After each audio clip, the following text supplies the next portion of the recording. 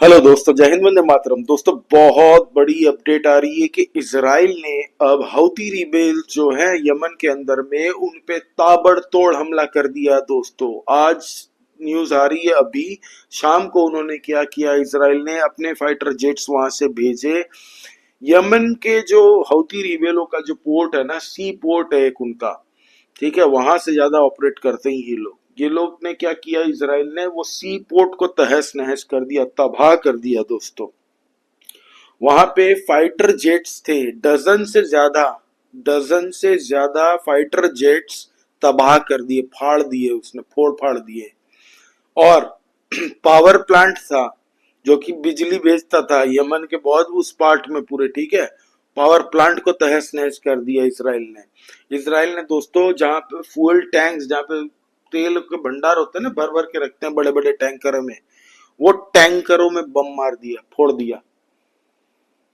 हौती rebel शुरू होने से पहले ही पिक्चर खत्म हो गई इनकी। दोस्तों, गलती क्या की थी हौती रिबेल ने? आज से ठीक 3 दिन पहले, मेरा आप पुराना वीडियो देख लीजिए, 3 दिन पहले का मैंने कहा था कि हौती रिबेल ने 3 मिसाइल इसराइल की सिटीज पे मारे थे, 3-4 मिसाइल्स मारे थे, और 2 मिसाइल मारे थे यूएस की जो मेडिटेरेनियन सी पे जो युद्ध पोत खड़ा है ना दोस्तों, उसके ऊपर भी 2 मिसाइल मारे थे हौती ने। एक भी मिसाइल हिट नहीं हुआ, क्योंकि वो सारे इंटरसेप्ट कर लिए गए थे इसराइल के द्वारा, हवा में ही आयरन डोम की मदद से। और यूएस ने अपने पेट्रियट मिसाइल से अपने को सेव कर लिया था, इंटरसेप्ट कर लिया था वो मिसाइल। और वैसे भी हौती के पास जो मिसाइल है दोस्तों, वो लॉन्ग रेंज हो सकता है, लेकिन प्रेसिजन टारगेट वाला नहीं है उनका। मारता है जापान तो जाता है वो इंडोनेशिया, वैसा मिसाइल है उनके पास में। तो ये हाल था, उन्होंने मार तो दिया था जब इसराइल एंगेज था हिजबुल्लाह के साथ, तब हौती प्रेशर बढ़ाने के लिए इन्होंने होशियारी मार के अटैक किया था, तब इसराइल ने कोई जवाब नहीं दिया। लेकिन जैसे ही कल नसरल्ला मारा गया, आज इसराइल ने हौती के ऊपर में ताबड़तोड़ अटैक कर दिया। डजन से ज्यादा फाइटर जेट उड़ा दिए दोस्तों। कितने महंगे आते होंगे, और वैसे भी इन भिखारियों के पास में एक फाइटर जेट होना मतलब बहुत बड़ी बात है इनके लिए। डजन से ज्यादा फाइटर जेट तबाह कर दिए, पावर प्लांट वहां पे उड़ा दिया, सी पोर्ट जो पूरा तट था जहां से शिपिंग जाती है, शिप जाती है बड़ी बड़ी, वो तबाह कर दिया। फिर वहां पे जो, जहां पे पेट्रोलों के टैंकर आते हैं, बड़े बड़े गैस के स्टोरेज होते हैं, फ्यूल टैंक होते हैं बड़े बड़े, उन पे बम मार दिया और तबाह कर दिया। कहा यह जा रहा है अब तक इस हमले में, अब तक की जो रिपोर्ट आ रही है उसमें 4 जन मारे जा चुके हैं, और कहा जा रहा है दोस्तों 29 जन, 29 आर बैडली इंजर्ड, इतनी बुरी तरह से इंजर्ड हो चुके हैं, चांसेस कम ही है इनके बचने के।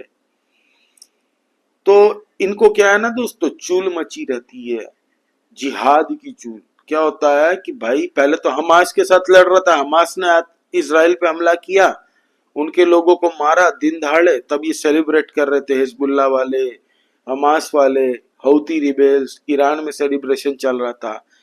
हिजबुल्लाह फुटानी मारने के लिए बीच में कूद गया, भाई तुझे क्या जरूरत थी, साइड में रहता, लेकिन नहीं सुधरा, निपट गया हिजबुल्लाह, खत्म। 10 दिन के अंदर पिक्चर दिखा दी इसराइल ने। भाई, सबसे बड़ा आतंकवादी संगठन अगर कोई है ना मिडिल ईस्ट में आज की डेट में, तो वो दोस्तों हिजबुल्लाह था, उड़ा के रख दिया।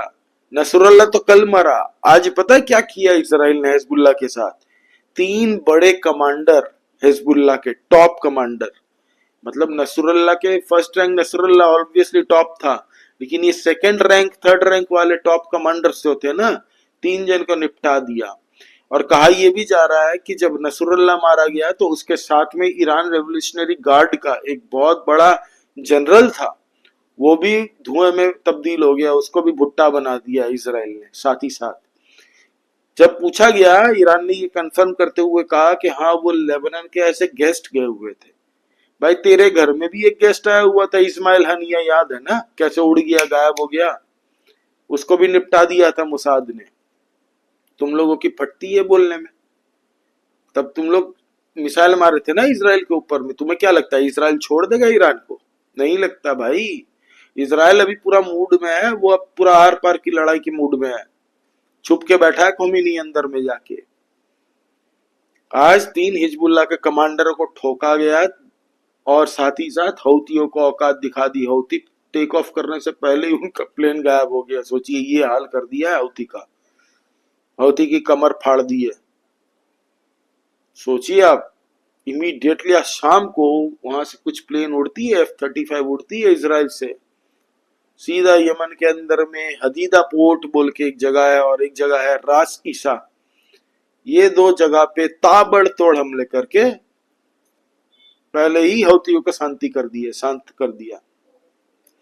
अब ईरान की बारी है दोस्तों, और इजराइल इस बार स्टॉक में है कि भाई ईरान गलती से भी कुछ अगर करता है तो ईरान जो न्यूक्लियर प्रोग्राम बना रहा है छुपे छुपे, इस बार इजराइल के पास मौका भी होगा, दस्तूर भी होगा, जाके वो अब पूरा उड़ा के रहेगा इसके न्यूक्लियर पावर प्लांट को भी। जो इजराइल अंडरग्राउंड कहा जा रहा है ना, जो हमारे टीवी चैनल्स में भी बीच बीच में आती रहती है, ईरान बना रहा है अंडरग्राउंड, ये फलाना दिखना लहसुन, तो वही अब है। अब इजराइल बोलता है कि भाई हमें पल पल की खबर है, कितना तुम्हारा प्रोग्राम चला और कितने महीने में पूरा होगा। तो ईरान से अभी उकसा रहा है, इजराइल चाहता है कि गलती करे एक ईरान, और गलती अगर कर दी भाई ईरान ने तो लिख के दे देता हूं मैं, इतना बुरी तरह से ठुकेगा ईरान कि ईरान का जितना हवा बनाया था ना, खलीफा बनेंगे हम, ये फलाना दिखना, हमारे कश्मीर के अंदर भी रैलियां निकलती है सपोर्ट में। भाई सोचो यार, कितने इनको पता भी नहीं होगा लेबनान कहाँ पे है हमारे कश्मीर के लोगों को। 12-12 साल की लड़कियां खोमेनी नसरल्ला मारा गया, उसके लिए प्रोटेस्ट में निकले। खैर वो बात अलग है, उसका मैंने पिछला वीडियो बनाया, आप देख लीजिएगा, डेडिकेटेड कश्मीर के ऊपर ही बनाया था। तो ये थी दोस्तों आज की इजराइल की अपडेट। आप लोग प्लीज सब्सक्राइब कीजिए इस चैनल को, लाइक कीजिए इस वीडियो को, और कमेंट करके बताइए आपको क्या लगता है, इजराइल क्या ईरान को अब ठोकने की तैयारी में है कि नहीं। आप कमेंट करके बताइए। Please subscribe this channel and like this video. जय हिंद, वंदे मातरम।